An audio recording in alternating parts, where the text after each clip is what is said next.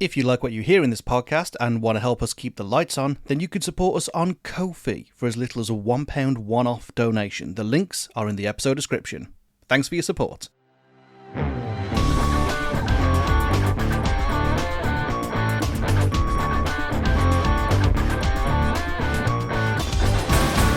This is Skipped, the podcast where we tell you, in our opinion, which albums are truly unskippable and which ones belong in the skip. I'm Mike. I'm Rob. And this week we're taking a look at We Are Not Your Kind by Slipknot. We are not your kind of podcast if you don't like podcasts about Slipknot, because this is one of them. It was a weird intro. That was a terrible intro.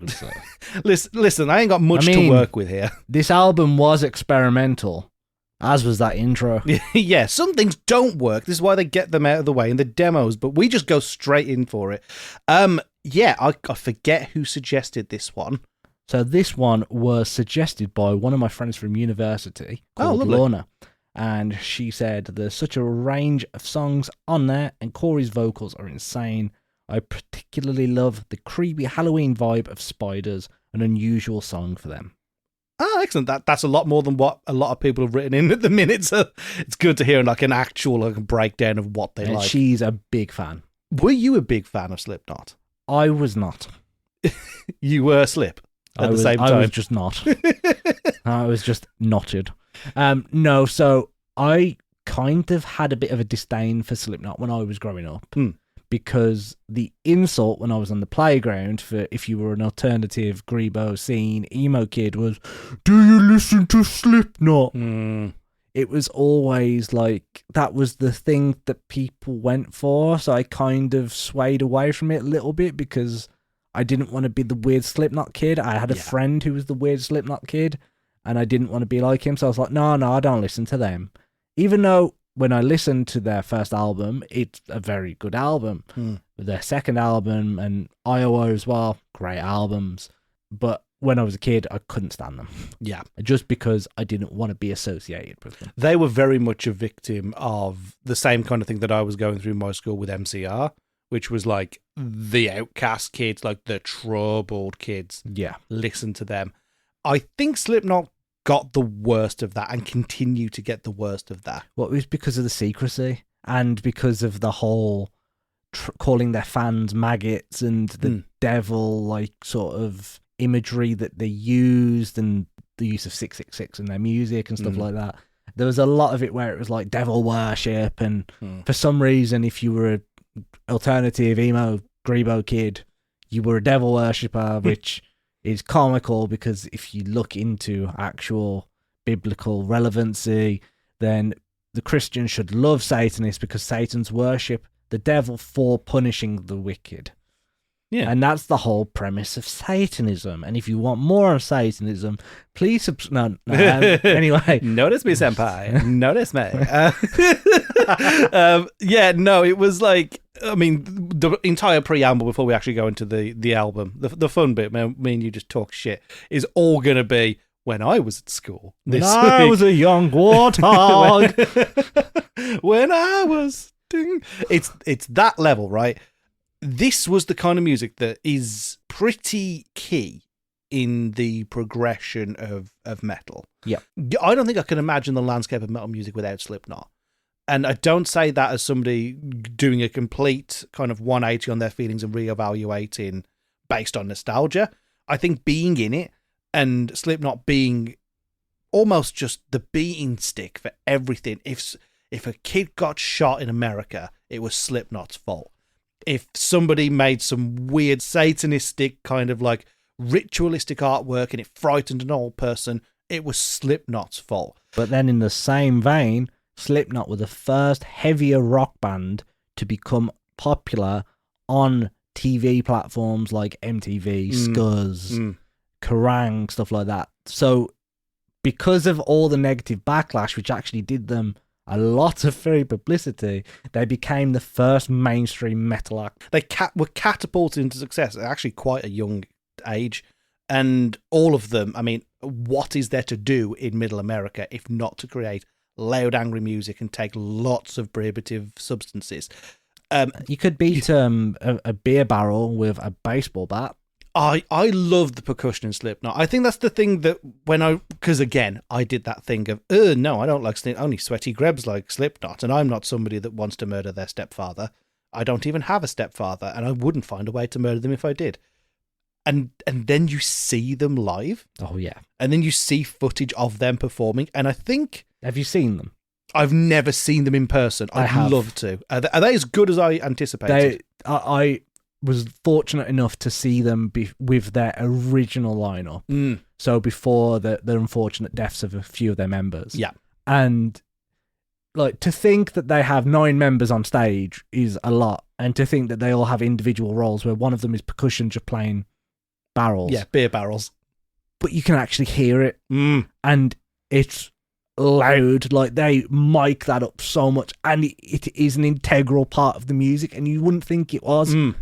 But it works, and they are very, very good live. Their stage presence, when I saw them back in 2009, because I am an old man, was incredible. Like, genuinely incredible. And I saw them at Download, so it was festival setting, and I don't think anybody went to any of the other acts. I think everyone was just there to see Slipknot. 2009 would have been the All Hope Is Gone era as well.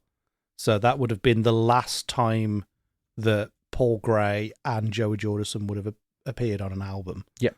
Which is Psychosocial Days. Yeah. So got to see that live and see Joey do the whole drum kit levitation act, which insane to see. His core strength must have been out of this world. Paul Gray, incredible bassist. It's a shame that they're no longer with us. But yeah, incredible to see, and I'm glad that I managed to do that. Considering I wasn't a fan, that kind of moved me over to the point where I'm like, I had a newfound admiration for them. Yeah. I think the second you see them incorporating all of those kind of harsh industrial elements, mostly in the percussion, which is what makes them sound so different to anything else. There isn't really anything that sounds like Slipknot that isn't trying to be Slipknot. And I think that's what makes them so unique and so like needed in the space, which is weird to when you think about all of the elements that make them wouldn't have happened if it wasn't for everything that came before them. Like these things, guys, didn't just happen overnight.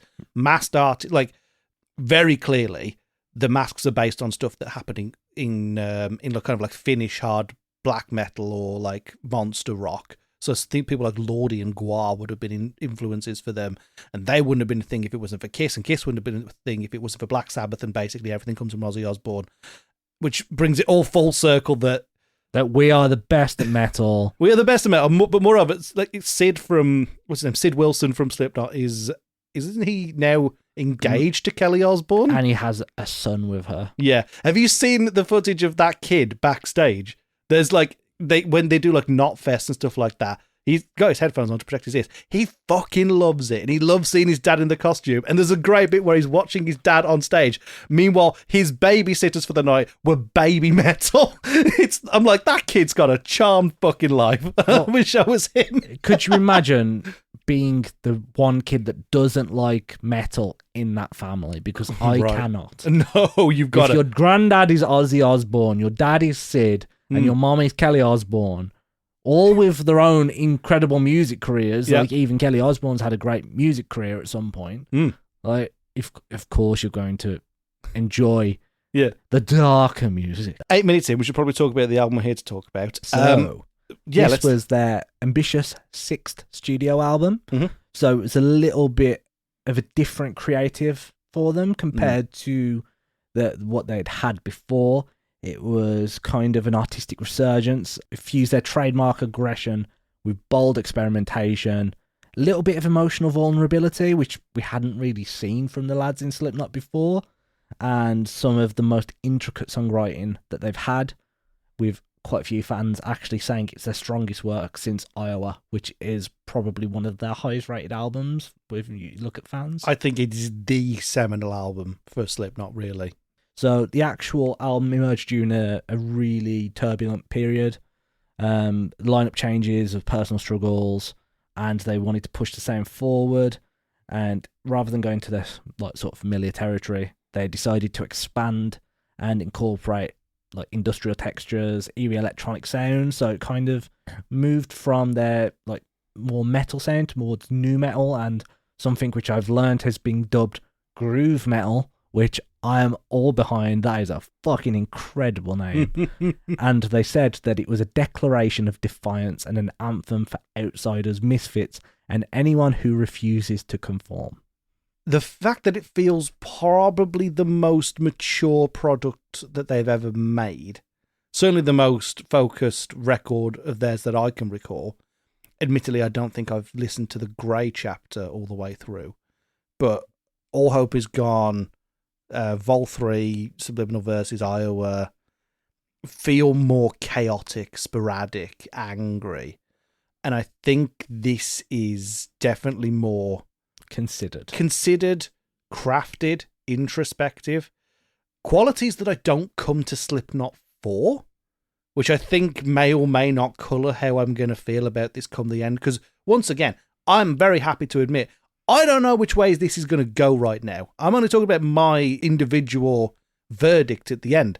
I do not know if this is unskippable or not right now, as we sit here recording this. And I say that only because I like what I heard very much. Is this a good Slipknot record? That might be the thing that curtails it. but that's not what we're discussing. It's not what we're discussing now. So I think that when we talk about it a little bit more, that should hopefully help you make that final decision in your mind. I'm not going to give you my opinion at all. I mean, of the overall album, I'm of course going to give you an opinion. Otherwise, this side of the conversation will be fucking dead. That's how podcasting works. It certainly is.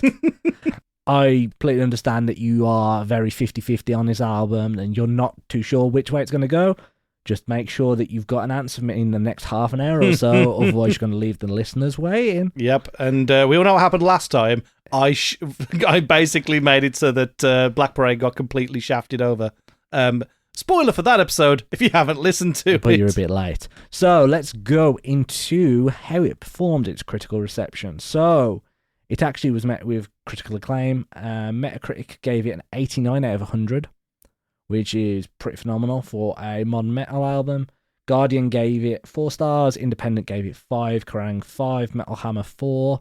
The Enemy gave it 5. It's a big shock. What the hell? Well, have The Enemy actually hired people with talent? I don't know. We shall see. And it reached the top 10 in quite a few countries, including Australia, Belgium, Canada, Finland, Ireland, Portugal, Spain, England, and American charts. It debuted atop the US Billboard 200, and it had 118,000 units sold, including 102 pure album sales, becoming Slipknot's 3rd consecutive album to reach the country's summit after All Hope Is Gone and The Grey Chapter. Oh, yep, it debuted at number 1 on the UK album chart, stopping Ed Sheeran's number 6 collaboration projects from getting a 5th consecutive week that genuinely at top might spot. So thank you, Slipknot, for dethroning that ginger knobhead. That genuinely might push this into an unskippable just for that feat. I might be changing. Oh, I don't know what to do now. No, it's an interesting one, right? I don't know how much of this is written on your fact sheet. This was a tumultuous period for the band. Oh yeah, it was big. Like that they'd already parted ways with Joey Jordison under very strange circumstances. To which it was later revealed it was because of his illness and he couldn't play the drums anymore. Yeah, but not even like we're looking out for you. Very much like get the fuck out. We're at work and we need someone that can play the drums. So like I don't know how I feel about that. Considering that I think I like Corey Taylor still. I don't know how much of a decision he had in that, and it's not ideal. I think not long before this, actually, is it Sean Crahan? I don't know how you pronounce that. He's Clown. Yeah, Clown. Clown's daughter passed away in tragic circumstances as well. Then, on the gear up to release this album, Chris Fane, longtime collaborator, the guy who wears the Pinocchio-styled masks, he left the band. And didn't he start court proceedings to sue them because they didn't pay him? Yeah, so like apparently there was some fuckery going on, and he named specifically Clown and Corey as people who were siphoning money out of the band's funds for their own use through the use of shell companies. So, I mean, it was an interesting proposition. I mean, they came out in force to go, absolutely fucking not, and we'll see you in court. and then Chris Vane quietly went away into the night, and that was that. It's just such a tonal contrast that the band appeared to be in some kind of cursed freefall when they're releasing very confident, considered music for the genre and for them specifically. I think that's a testament to the talent on show here.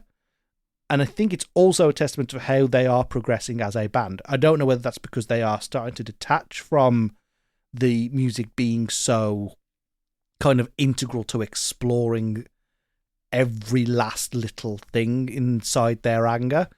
And if this is a coping mechanism and they are, getting clean and working through it, great. And I'm glad that this can be a part of that process. It doesn't feel like the chaos that would have ordinarily coloured their music, Iowa especially. It's a miracle that album happened. But it feels like all the chaos now is kind of high level stuff. It's like properly screwing people over as opposed to, can't get off the booze. And I don't want to create a tier list of what's the worst things to go through, right? What I'm wondering is how much of that is masked by them being able to be retrospective in this. Is the mask not just on the artist, but on the art this time? And this is what brings up the question, because I genuinely enjoyed listening to this. I'm predisposed. I like Slipknot already, but learning more about the album and its influences and the topics that they're writing about in this, it just raises questions. I worry that the narrative is as much of a cover as the actual image of the band itself. I don't know whether that's anything that you picked up on or read up on yourself, but that's where my head is at right now. I haven't read into this album anywhere near as much as you have. Oh, okay. As listeners may already know, Mike likes to do the deep dives. I like to do the top level. So I like to listen to it as an album of its own thing without really reading too much into it. However, Mike is a huge music nerd, especially when it comes to masked magicians. Masked magicians. Especially when it comes to masked musicians, apparently. I did also love the masked magician, so that is something as well. Did you know how it's done? If you see the one where there's like a fucking elephant and they make it disappear, Yeah. he's literally on a fucking truck. Like, it's just such a shit explanation. I'm on a truck. How did nobody Do you want to clock know it? how it's done? Just watch. That was a weird guy. It was. And then he unmasked at the end and it kind of killed the vibe. Yeah. People like the masks. I also like the band 10 Masked Men. It just sounds It's just more a metal violent. cover band. Oh, seriously? Yeah, they do like Living La Vida Loca and it's badass. Actually sounds quite fun. You can listen after. Did you see the masks for this album cycle? Because I think if you want to talk about controversial elements of We Are Not Your Kind, it is the masks from this album cycle. No, but I can have a look. I will preempt this. If you haven't seen this, I just want you to know that I am very much on the bandwagon that this is categorically the worst mask they ever put Corey Taylor in. It is, and I cannot stress this enough, dog shit. It's not good. They put out a statement pretty early on saying that they were working with Tom Savini. If you don't know who Tom Savini is, like big in the horror VFX world, like that's like a match made in heaven. What they did to Corey Taylor in this mask is not good. It was, I think they were trying to go for like somewhere between like a bloated corpse and a Burns victim, but he just looks like somebody who likes too many jammy Dodgers, and it just doesn't work for me. Oh, what's his name now from the Matilda film? Why does he look like Bruce Bogtrotter? He does look like Bruce Bogtrotter. It's bizarre, right? If they'd put chocolate round his gob, it'd be a dead ringer. He looks like, I'm covered in bees. I'm an allergic reaction. Somebody get me EpiPen. Like, why does it like sag at the cheeks? Why does he have weird. super noodles as hair? I mean, the hair is kind of neither. Yeah, but here it nor looks there. like he's got super noodles attached to his head. It's such a terrible mask. My favourite one will always be the All Hope Is Gone one. I love the blank, expressionless kind of... it's not skull-like because it's quite tubular, but that's always been my favourite look for him. But even the new one, the one from the last album cycle, is like fucking million miles better than whatever the fuck this was. And for this to come from like a very famous VFX house, like, is so disappointing. I think it's even worse when everybody else's mask in this cycle is actually pretty good. Even the mysterious tortilla man didn't look as bad as Corey in this one. It just looks so terrible. It really set things off on a bad start, really, for this album. So, because like they showed off all the new masks in, and they did some viral marketing stuff where like they lean heavily into the cultic in for the visual identity in the videos for this one, which doesn't really feature in the music all that much. It kind of pops up here and there, but like they kind of drop it very quickly. There was an off-album single, like a standalone single called All Out Life, that started the whole cultic kind of like organized religion kind of vibe that was carried on in the Unsainted video and then basically just went fucking nowhere, which is a bit of a shame because that's we hadn't really seen an organized Slipknot, if you know what I mean. They'd very much just been these chaotic things that people flock around, like, let's be as vulgar as their earlier stuff. They'd be like flies on a corpse or like on like maggots. Maggots even. So like it kind of makes sense. They'd swarm shit. And all the mosh pits made it look like these people that were just swarming around these crazy fucking guys. And then you got Unsainted and it felt more structured and organized and considered and very different, and then it just didn't really capitalize on it. It was just made all the more comical when it was people following the orders of somebody who looked like they got a bad case of gas in their face. Like it just looked real bad. I don't know why, but they had to keep changing Corey's mask. Genuinely, the backlash from his stupid like beaver cheeks were like they genuinely cut into the mask and re-stitched it back up so it more tightly contoured his face. And honestly, I think if they'd done that and gone like the terrible plastic surgery route from the fucking beginning, it would have been more conducive to the whole this is a cult of people. Because like, think about the people who do weird, stupid shit to their face. They're often Scientologists. It would have worked. It would have been a bit more of like a dark reflection of what was happening at the time. But like, they just never fully capitalized on it. I know that that's not talking about the album, but like when you talk about Slipknot, the visuals kind of do matter. Oh yeah, and for each album, it's a different set of masks, so the masks need to be taken into account, and they are part of the album release cycle. Doesn't affect the unskippability though, so... No, it doesn't. Just interesting to talk about. Shall we get into the nitty-gritty of favourite tracks? Sure. Did you actually listen to any of this before you did the full listen through? I had listened to the lead track, and I think there may have been it. I think I've heard of some parts, but yeah, the majority of it, I haven't really listened to it too much, like until it came up. I think I tried when it first came out, and I didn't really give it the full listen because it was a bit soft. But yeah, not really. How about you? Yeah, I'm basically in the same ballpark as you. Unsainted is fantastic. So I'd heard that before this. Like this was just like a nice little homecoming for me to listen to Unsainted again and to do for the show. Double win. Unsainted is just fucking great. It nails down it marries the visual identity of the album with that more kind of like progressing style of songwriting for them. They're talking about overcoming something and not willing to part with the elements of your very core that you find important. I'd never kill myself to save my soul. Like, I've decided what isn't important to me. I'm telling you this now. I won't sink as low as you believe that I will. I can have purpose. That's what I liked about this one. And also just like you get a bit more of that gothic sensibility. The chorus at the start, like that kind of like dark choir boy kind of thing going on. I really dig it. It's exactly my vibe. It's not yours though. No, didn't think it would be. Not in the slightest. I did not like that song at all. That's fair. It felt like a Ghost clone.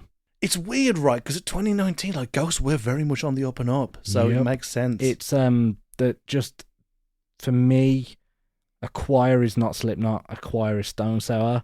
Yeah, and it feels like I know we'll go into this a little bit later. A lot of this album feels very in between Corey's projects. Yeah, and I think this song in particular is like the middle ground of Stone Sour meets Slipknot, and I did not vibe with the choir. Yeah, that is the least Slipknot thing I could have ever imagined, and it kind of really put a damper on the song for me. That's a shame because I think there is merit in the maturity of the song. and well, not even the song, just the sound of the whole record. Like, the band's got to evolve in some way. Oh yeah, I don't doubt that. You can't. But I don't think this is the song that is their evolution.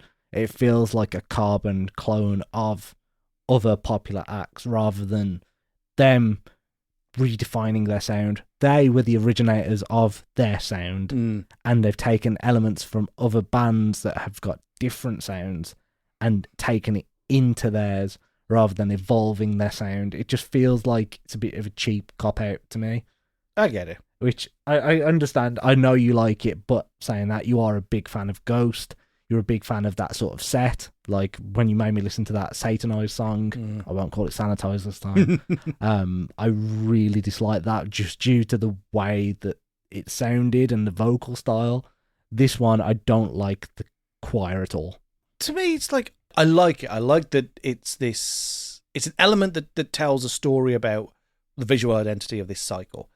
And I think it tells more of a story about the construction of Slipknot in this cycle more than the rest of the album does, because the rest of the album feels more like a deconstruction of the shit that each of the members have been going through. More specifically, Clown and Corey and, you know, and Sid, the people who have been more involved from day one and have more of a thing to say about where they feel they are in their lives and their careers. So that's a lot more introspective from them, whereas this felt thematic. And the choirs, to me, is such a small element. It just felt like it's a little pepper, it's a little bit of flavour and a little sprinkle on top of the song. And to me, it wasn't that much of a fucking deal breaker, but like, I get it, you don't like it, but you know, we'll disagree on that one. I think basically the first half of the album is pretty fucking great. I think Birth of the Cruel, I made a one-word no, excellent. Nero Forte, same thing. Yeah, it's great. It's heavy. It's classic Slipknot. It is. And that's what I'm here for. What I liked about kind of like, no, it's an interesting one. Because you can say that this is a 14-track album, or you can call it like an 8-track extended EP. Because there's a lot of connected tissue in this. A lot of these tracks are kind of broken down musical elements that string one track along to another. It's not quite concept album. I don't think it's quite as much of a beginning to end narrative as other albums that do this. But tracks like Insert Coin, Death Because of Death, What's Next, My Pain, all of those are like warp rooms. You know what I mean? Like they're taking you from one track and one set of retrospection and analysis to another. And I don't have anything bad to say about them because I don't think they do anything to undermine the album.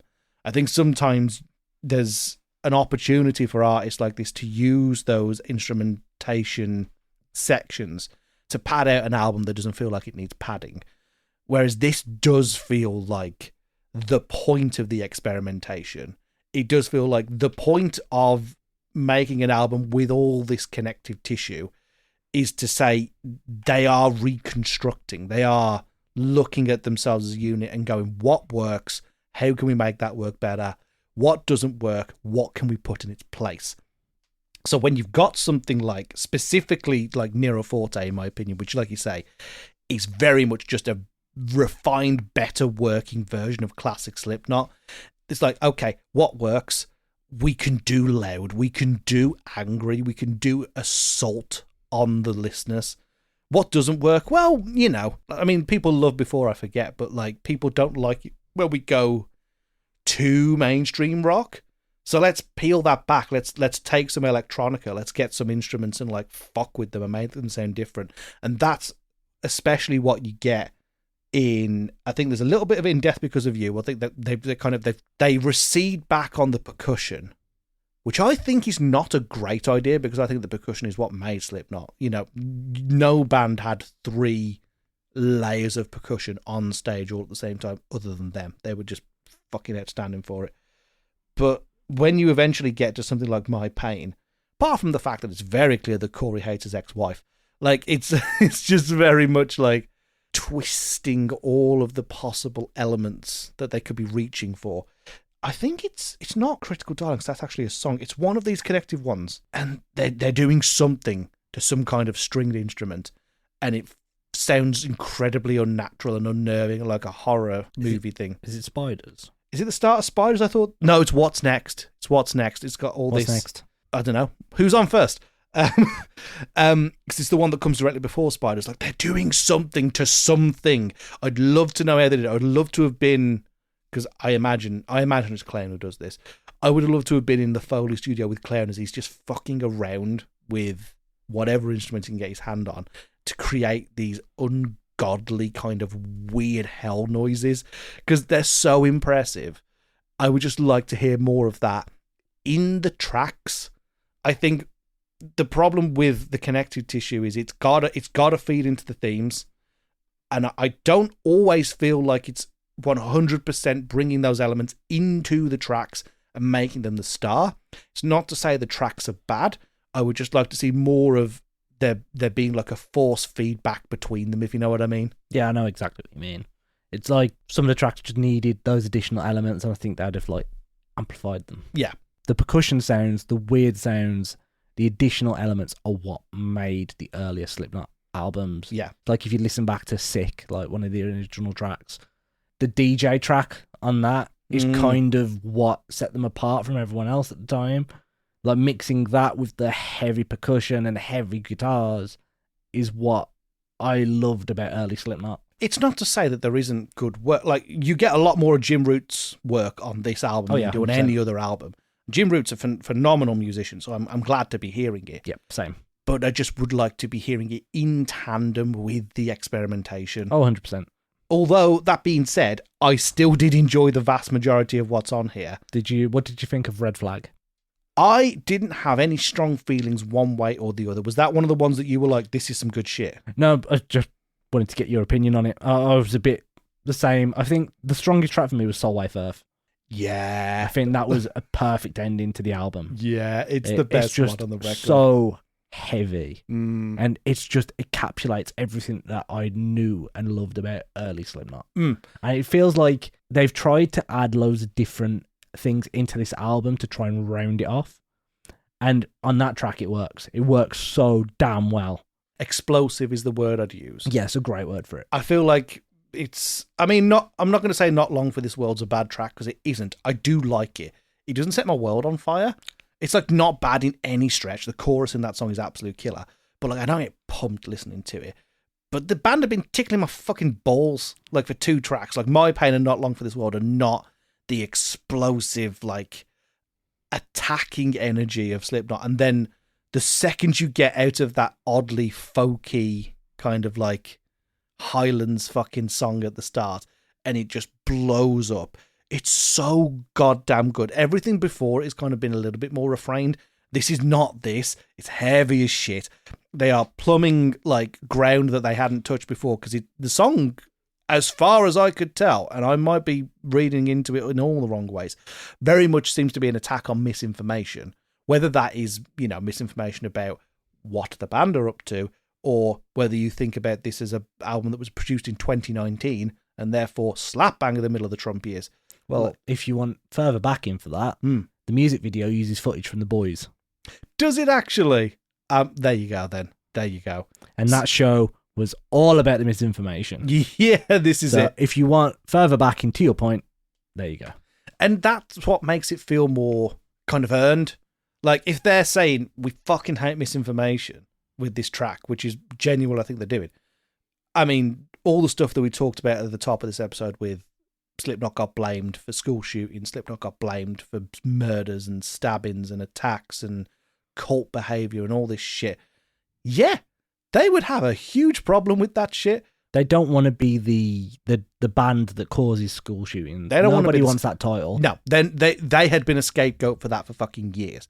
So to rally against that in this, in a way that feels equally classic Slipknot as it does, pushing the sound forward and making it sound bigger than it is, because they get some fucking strength out of the band in this one.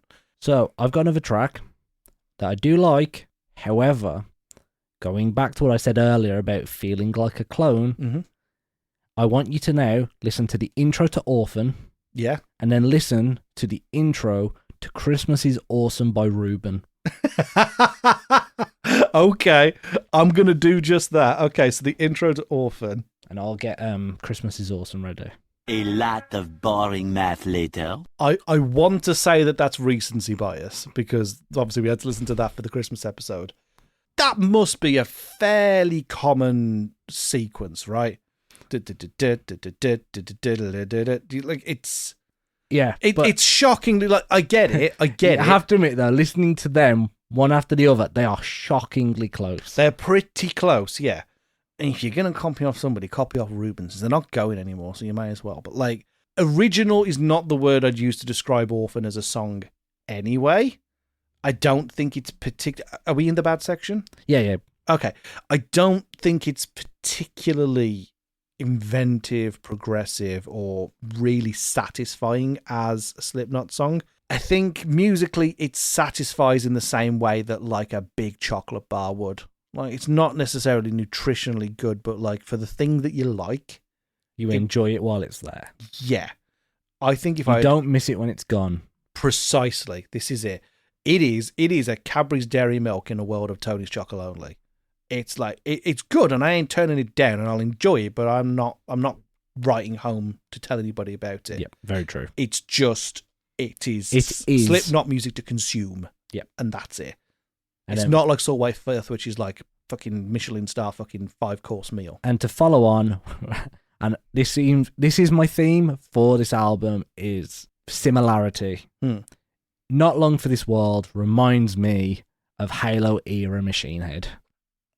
I mean, if it's going to remind me of something, let it be good. Like, yeah. I mean, don't get me wrong, Halo era Machine Head, that album, phenomenal. I absolutely adored it. But the vocal style, the guitar style, the entire band style for this song could not be further from Slipknot if it tried. And I think for Slipknot, I want to listen to Slipknot if I've actively chose to listen to them. If I want to listen to Machine Head, I could pick umpteen different bands. They've got a very similar style. There's not much between them and Trivium. There's not much between them and Typo Negative, stuff like that. Like, there's so many bands of a similar sound. Slipknot are the one that stood out because of their strong percussion style, their strong vocals with a not so metal vocalist. And it just feels lost on this track. It just doesn't feel like them. Yeah. At least in Orphan, you do get more of Corey's harsh vocals, which his harsh vocals are incredibly iconic. They are. His clean vocals are just as good, but like I am used to hearing that in Stone Sour. It is weird to hear so much of it on a Slipknot record. It feels like there's too much of it on this record. Like, I love Stone Sour as well, don't get me wrong. Like, some of their songs are absolutely incredible. Like, Through Glass, all-time, one of my favourite songs. Like, it is an absolute genius song. But his clean vocals don't have as much of a place in Slipknot songs, in my opinion. I think they've got to find a way to make it work. If they're going to experiment, which they do on this album, you know, you've got the elements of electronica, which they don't really play with outside of this record. You have to find a way to make that work. When it does work, it is quite powerful. I will say that. It's just there's not a consistent track record across this album of it working all of the time.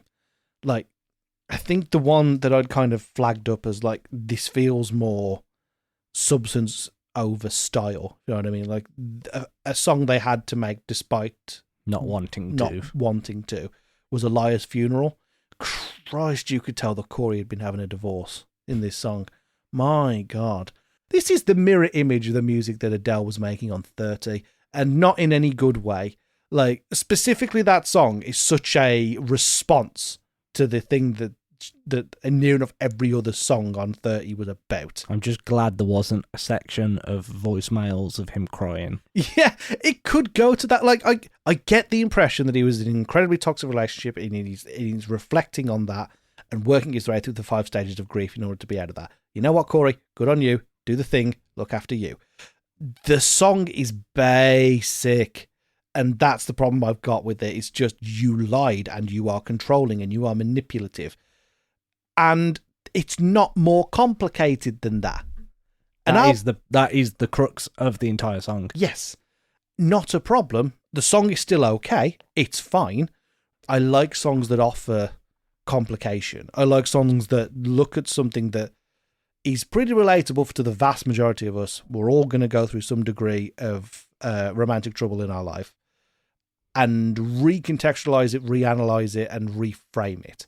It's something that a track like Somebody That I Used to Know does really well, because it's a breakup track where both people have the right to respond, and both people get to say exactly why the other person sucks.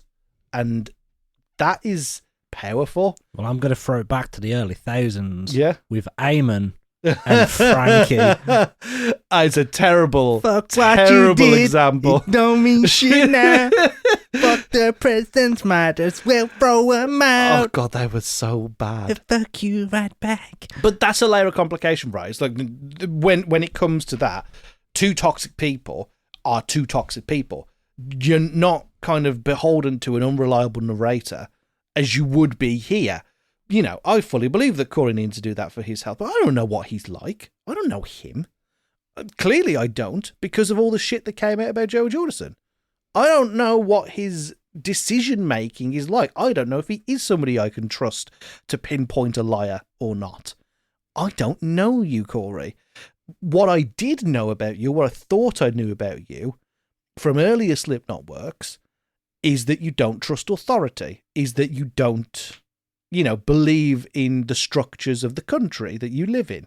And whilst we get that in Solway Firth, and that's what makes that track stand out so much, because it is an evolution of all the things he was talking about. Like, he talks about decay and destruction and collapse in stuff like Iowa. And like, whilst that might be introspective to his ongoing kind of drug problems and whatever else he was going on with at the time, it can be transposed onto bigger things.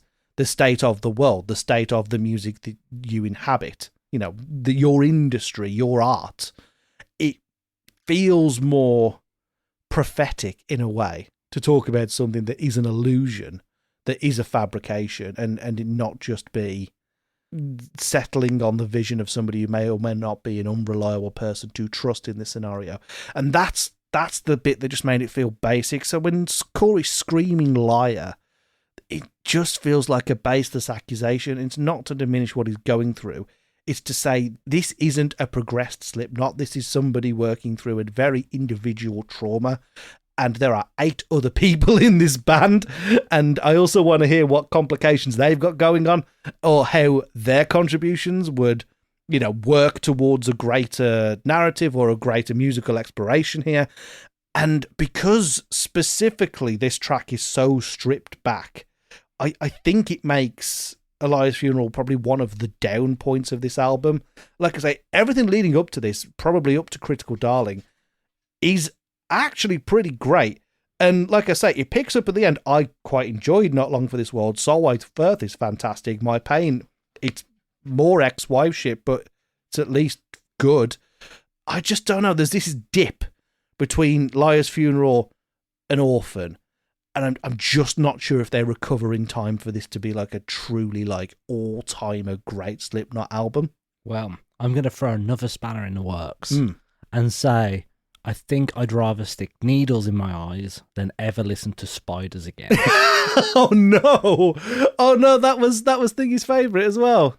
Thingy, I've forgotten her name. I'm very sorry. Lorna. Oh no! I'm sorry, Lorna. I mean, I'm not sorry. I'm not doing this to you. Rob should be apologising. I'm not apologising for shit. The synth. What on earth is that single note synth? It is just migraine-inducing. The repetition of the word spiders in the overly American accent. It's just that song is just hell. The sampled with the spiders. That bit, yeah. That is a filler track if I've ever heard one. That's the sort of track that radio DJs put on if they need a toilet break. Like it's just empty garbage for me. It's not Slipknot. It's not that great of a track. I can understand why she might like it, but I hate repetitiveness. I hate bands that strip back to just use a singular synth. Like, it's not my style. I don't think I've really had that much to say about Spiders. I've written down it doesn't work for me. I couldn't pin down exactly why. If you say go back to Iowa days, if I gave you Spiders as a track in that era, I guarantee that you would never have been able to tell me that would have been a Slipknot release. I mean, devil's advocate, is that not the point of artistic development and progression, to create something that you wouldn't have otherwise challenged yourself to do? But that song doesn't sound like an actual challenge. It sounds the polar opposite. It sounds like a tap out. I think basicness is definitely a complaint you could level against Orphan. I understand the narrative that Corey's talking about, where he talks about being shoved to the side a lot, and there's this sense that he's survived through adversity. I think is the closest I can come to what he's talking about. The one that kills your world, I think, is the lyric. Yep. And this idea of this person that has survived almost in spite of what other people would say and think about him. And that's to be applauded. I think that is an interesting line of narrative to go down. I just don't think Orphan does anything to satisfy that sense of like retribution or reverence that he would particularly be seeking in that track. It just feels like, I hate to say it, it does feel like you've asked AI to produce a Slipknot song for you. It's like, yes, it's a Slipknot song, and it's fast and it's angry at an institution or power structure. Like, yeah, that is Slipknot. That is cookie cutter Slipknot. Where's the evolution? It feels like a redefinition of Pulse of the Maggots. It feels like they've took... It is a worse version of Pulse of the Maggots, for It sure. feels like they've taken the old song, thrown it into AI and gone, do your magic. And it's very reminiscent of Pulse of the Maggots. It's got that beat. It's got that sort of like rhythmical upturn, but with kind of weak chorus. I am not the same. It's like, fair enough, he's trying to use that softer vocal style again and then mix it with like harsher vocals towards the end, but for me it's just lost in this song. It feels like was it 3150? What's that song? Yeah, that's a Stone Sour song. It feels like that that I song. am a dominant gene, live as I die. That one. Yeah. It's more similar to that. Oh in my man, book. Thinking about it, the chorus structure is very similar. I can see right through you, but I can't ignore you. Yeah, I mean, and it will blow you. I mean, it's a backhanded compliment, really, because I kind of like that song. It's but a good song, but it's a good Stone Sour song. Yeah, true. It'd be a shit Slipknot song. Yeah, Because Stone Sour is the Corey show. Slipknot was the mix of everyone, like their individual talents.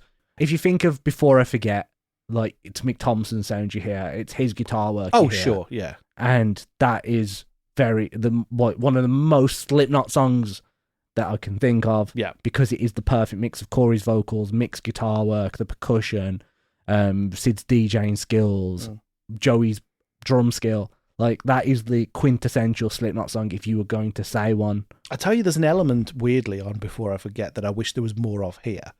And it's not using a choir, it's using the chorus of all the voices in the band. Yeah. In that song, when they progressively get the I, but louder because they've added another person yelling it over the top. And there's this idea of this like collectivism within anarchy that Slipknot have always embodied.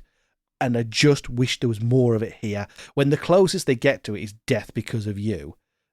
And it's just da da da da da da.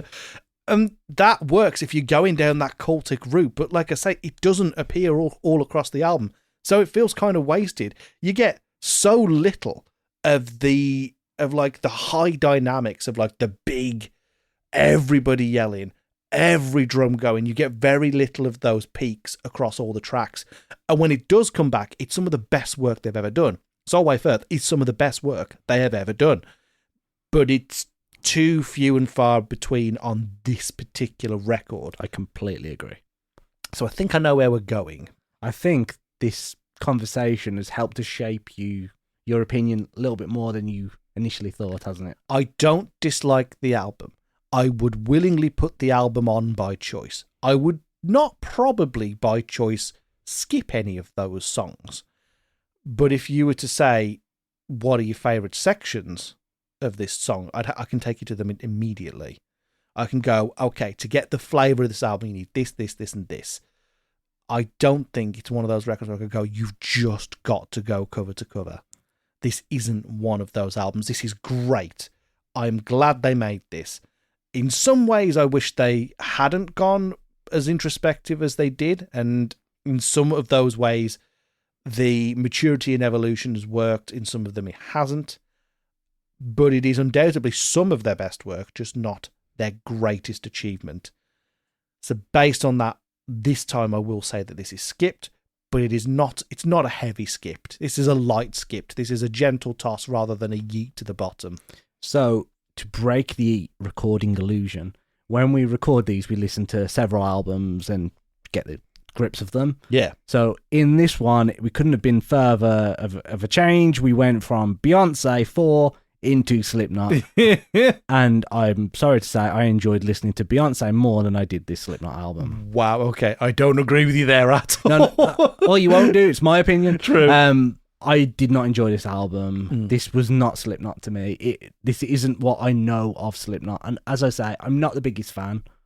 I do enjoy their earlier works. Like their first album, I absolutely adore. Like Sick is such a great song. It's like one of my favourite all-time Slipknot songs. But for me, this was just... It felt like a tribute album. It didn't feel like Slipknot. It felt like there was a reference to another band in pretty much every song. And as I've stated in this, like Machine Head, Ghost, there's different bands that this feels like they're leeching off to make the sound. It doesn't feel them. It doesn't feel angry enough. It doesn't feel heavy enough. It doesn't feel like there's enough beating the shit out of beer cans with baseball bats, which is what I have come to love about Slipknot over the years. They were the rebellion. They didn't hold back. They had their own individual sound that nobody could come close to, no matter how much they tried. Even their tribute act can't recreate their sound. And it's heartbreaking for me to listen to this and go, I did not enjoy that. There were 4 songs I liked on that album. There wasn't a massive gap between the previous album and this one, right? And if you go back and listen to something like Custer, like I know people meme on it now because like the chorus, like the cut me up and fuck that bit. People go like the beat of it means you can do a very cunty girl dance to it. And first of all, slay. Second of all, that song specifically on that album proves that Slipknot could evolve the kind of the vitriolic kind of bile-filled anger song that they do and make it modern, you know, without turning it into a soppy ballad. This is it. I wish there was more stuff like Solway Firth and Custer and Unsainted on this record and less stuff that felt as stripped back as it did. For me, if Slipknot want to go down this softer route for an album, the whole album needs to have that soft, melancholic feel. You can't have this stripped back approach and then just jump into a heavy track and be like, oh, yes, he's fine. Bands struggle to do that. That's why bands have a theme for the album. And the theme for this album seems to be, I hate my ex-wife. I think a more brave and daring version of this album would have delved into, I'm a shitty person. I have made mistakes. I have grieved because I've lost people and grieved again because I was the person that pushed them away. I think something that is going to be truly introspective wouldn't have just gone, I hate my ex-wife and drugs are bad. I think it would have gone, I've made horrible mistakes, but also some of those mistakes were because of the structures of power that exist above us. And we are the champions, my friend. But like that's what they do well. They do well when they're tearing something down in a nihilistic way in order to levy a genuine criticism. That's what their strength is. And the fact that there isn't more of this in this album, and it feels more of a we've done the thinking off album, you know what I mean? Like all of this happened off screen in dream sequence. I just don't feel like it makes this the strongest thing they've ever done. Interesting and definitely pleasant to listen to if you like your metal. But transcendent material, that's not the word I'd use for it. I'd love to hear somebody submit Iowa. Oh, yeah. Because recontextualizing Iowa as like the point of this band's darkest fucking periods would be such an interesting discussion to have. So if you'd like us to do that, and I'm telling you now, I would very much like to do that, send Iowa or any of your unskippable albums over to us at skippod@gmail.com. That's skipdpod@gmail.com. Alternatively, you can go to the link tree, which is linktr.ee/skipdpod. So skippod is basically just our handle wherever you can find us. So send that over to us. We'll pop that into rotation, and hopefully your album will be picked for a future episode. I don't know what the next episode is, so I don't think we're even going to bother teasing it. Well, there's 3 albums for our next one, and let's just say you might need a one-way ticket for one of them. Oh, it's that one. Okay. That's going to be a fun time. Or maybe it isn't. I don't want to spoil things. You just have to come back and find out. It's only 7 days. You can handle that. Exactly. So we'll see you next week. Bye, everybody. Bye.